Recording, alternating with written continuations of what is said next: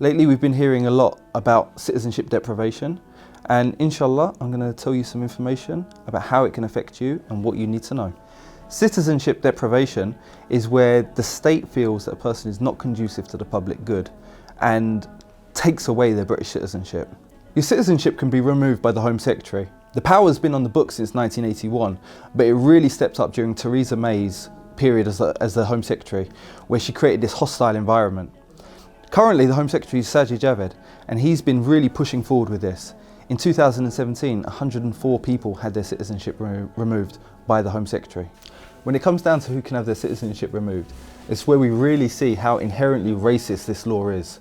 If you're a person of colour whose parents or grandparents were immigrants to this country, chances are you're at risk from this legislation.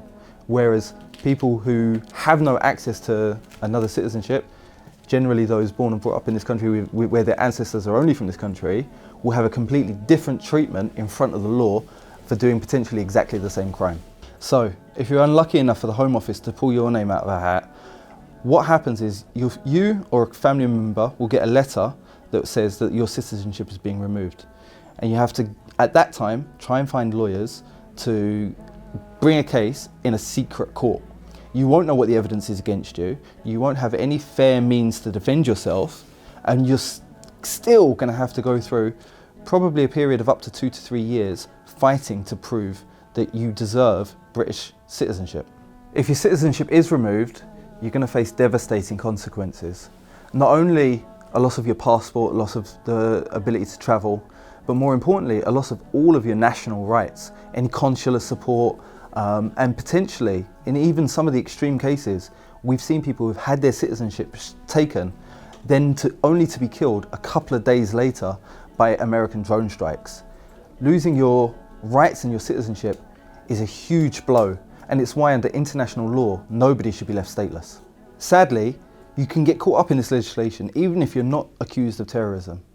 The fact is that it's happened to aid workers, to doctors, and even to teachers. This legislation can affect anyone, and you're not even told why. If you are affected by legislation like this and you do have your citizenship stripped, it's essential that you get in touch with one of the very few specialist lawyers in the country that can do it. The best way to do that is to get in touch with Cage, and we will put you in touch with them and make sure that you've got the best legal support that you can get. This is inherently a racist policy. We can already see that it's being used far more disproportionately against Muslims than anybody else. And we know from the war on terror, that's exactly what's going to keep on happening.